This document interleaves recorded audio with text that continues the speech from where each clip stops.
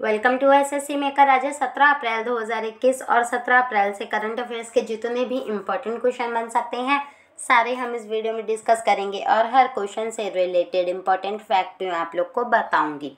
तो पूरे वीडियो पर ध्यान से देखिएगा। लास्ट में मैं क्वेश्चन भी पूछूंगी जिसका आंसर आप लोग को कमेंट बॉक्स में लिखना है। आई होप सभी करेक्ट आंसर लिखेंगे।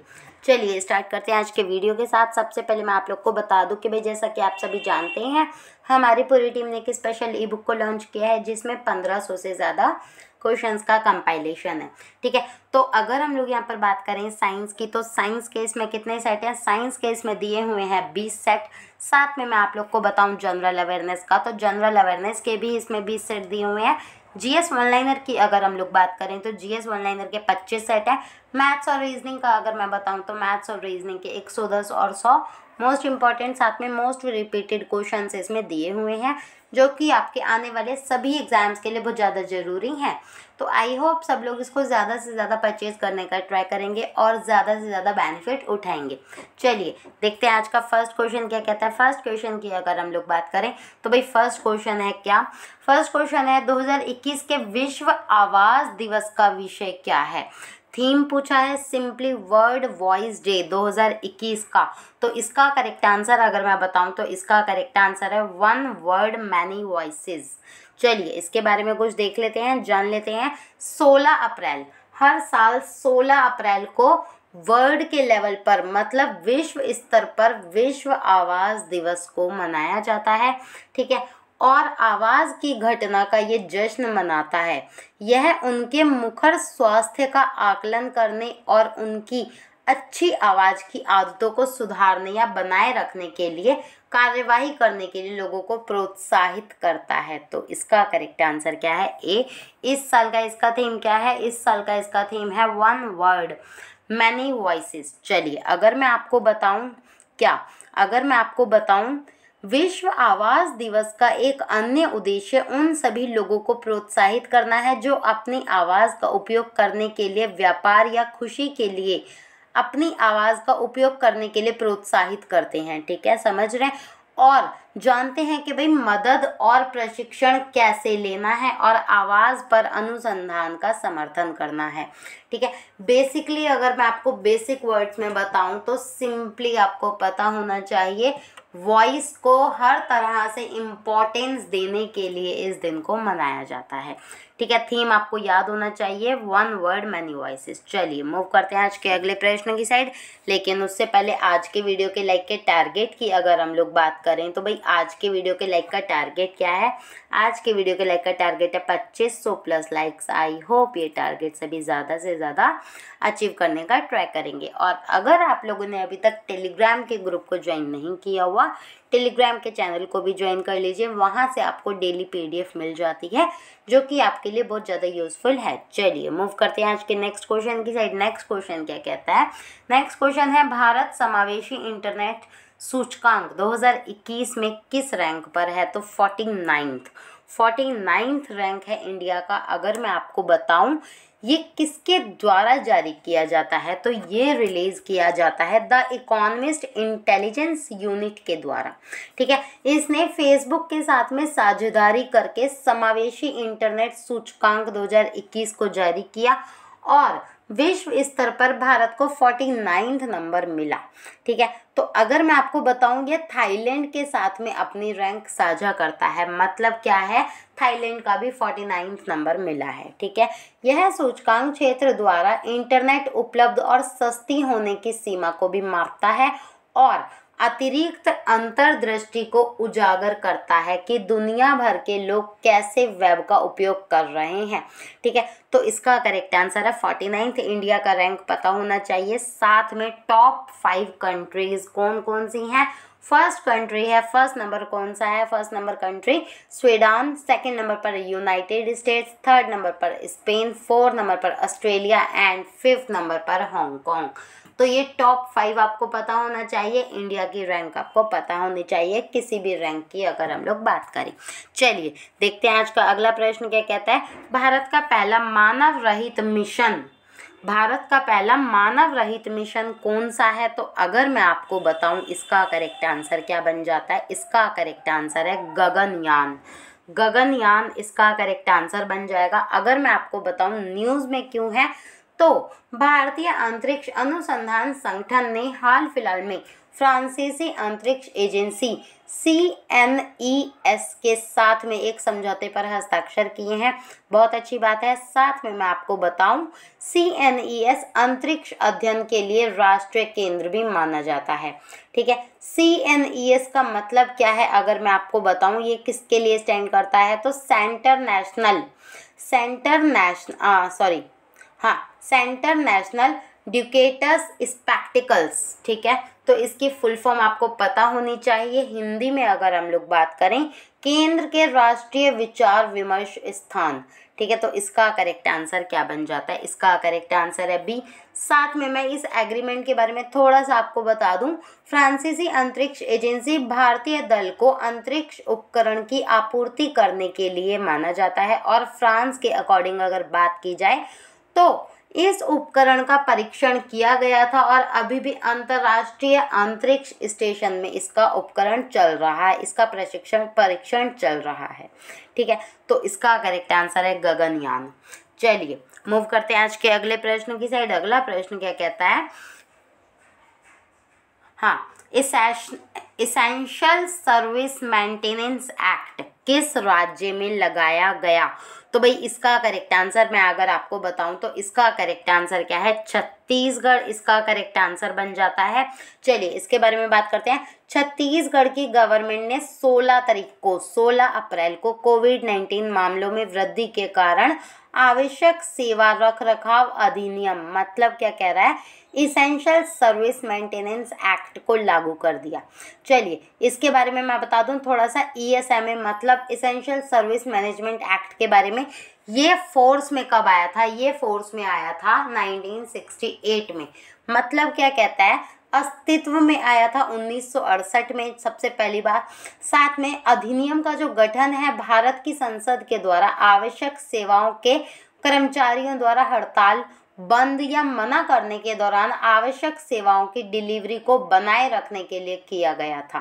ठीक है, सरकार राज्य या देश भर में सेवाओं की सामान्य डिलीवरी को बनाए रखने के लिए कर्मचारियों या श्रमिकों को आवश्यक सेवाओं में काम करने से मना करने से एस्मा लागू करती है। एस्मा क्या, एसेंशियल सर्विस मेंटेनेंस एक्ट। तो इसकी फुल फॉर्म आपको पता होनी चाहिए और 1968 में इसको लागू किया गया था। चलिए देखते हैं आज का अगला प्रश्न क्या कहता है। अगले प्रश्न की अगर हम लोग बात करें तो भाई मोस्ट इंपॉर्टेंट क्वेश्चन है। क्वेश्चन क्या कहता है, क्वेश्चन है रणजीत सिन्हा किस राज्य के थे। तो भाई अगर मैं इनके बारे में आपको बताऊं, न्यूज़ हाल फिलहाल में चर्चा में क्यों है, पहले मैं इसका करेक्ट आंसर बता दूं, बिहार इसका करेक्ट आंसर है। ठीक है, तो अगर इसके बारे में मैं आपको बताऊं इनके बारे में, तो ये फॉर्मर CBI के डायरेक्टर रह चुके हैं। हाल फिलहाल में इनका निधन हो चुका।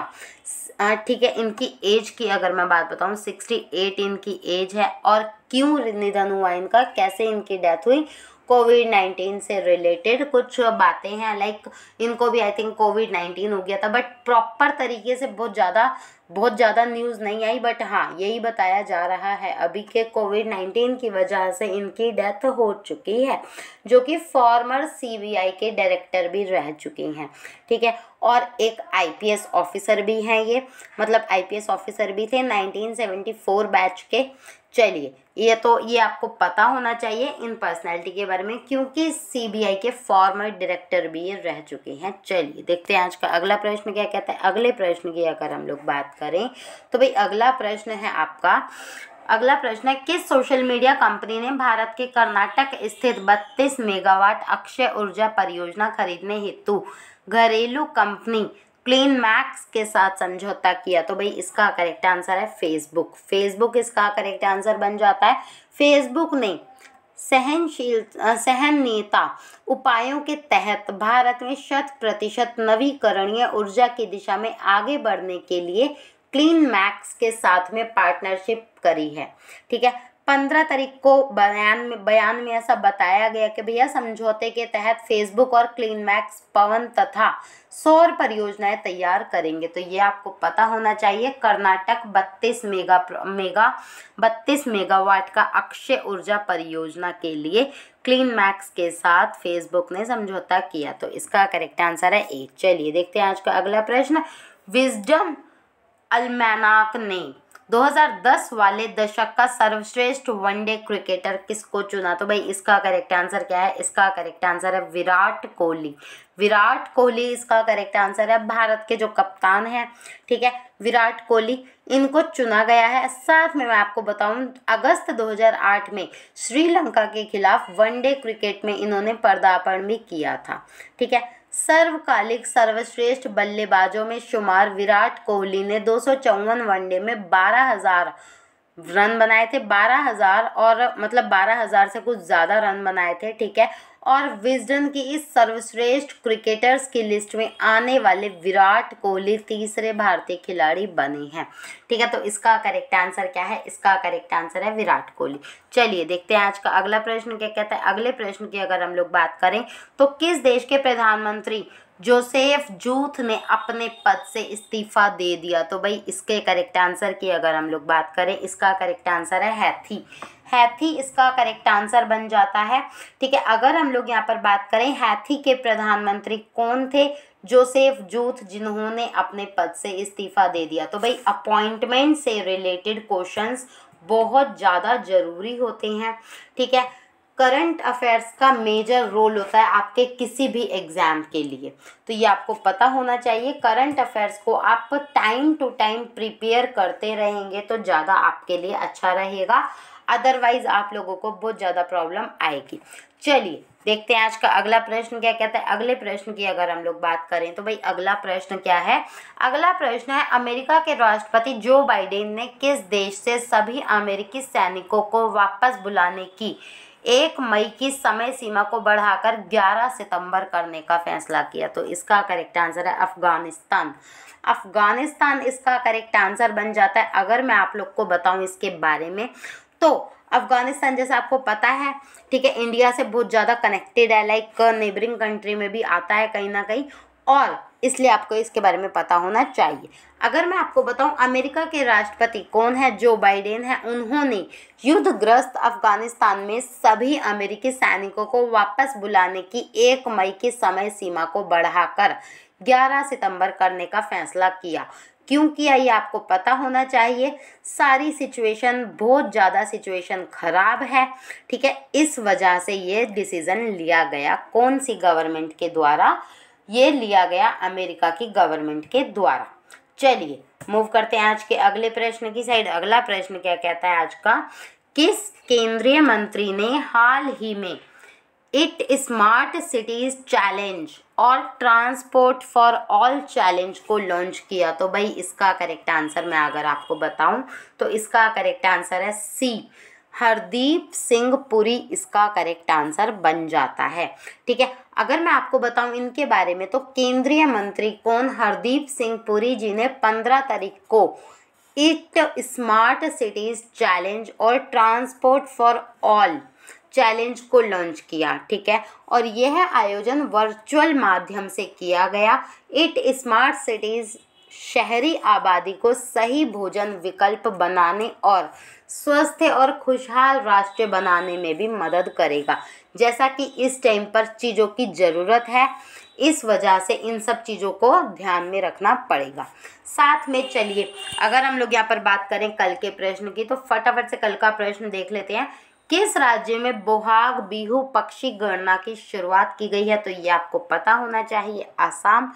बहुत सारे बच्चों ने करेक्ट आंसर लिखा था, मैं उन सभी का थैंक्स करना चाहती हूँ और उम्मीद करती हूँ आज भी सभी बच्चे करेक्ट आंसर लिखेंगे, ठीक है। तो अगर हम लोग यहाँ पर बात करें आज के प्रश्न की तो आज का प्रश्न है आप लोगों का, विश्व कला दिवस निम्न में से किस दिन मनाया जाता है? ये 4 ऑप्शन है, इनमें से एक ऑप्शन करेक्ट है। आई होप सभी करेक्ट आंसर लिखेंगे, ठीक है। और हाँ, वीडियो के लाइक का टारगेट क्या है? वीडियो के लाइक का टारगेट है 2500 प्लस लाइक्स। आई होप ये टारगेट भी सभी ज़्यादा से ज़्यादा अचीव करेंगे, ठीक है। और हाँ, एक चीज़ और मैं आपको बता दूं कि भाई जैसा कि आप लोगों को डाउट है एग्ज़ाम कैंसिल हो रहे हैं, एग्ज़ाम पोस्टपोन हो रहे हैं, तो भाई ऐसा कुछ भी नहीं है, ठीक है। तो बिल्कुल भी अपनी पढ़ाई पर रोक नहीं लगानी है, अपनी पढ़ाई को कंटिन्यू रखना है, अच्छे से पढ़ाई करनी है, मन लगाकर फ्लो में बने रहना है, ठीक है।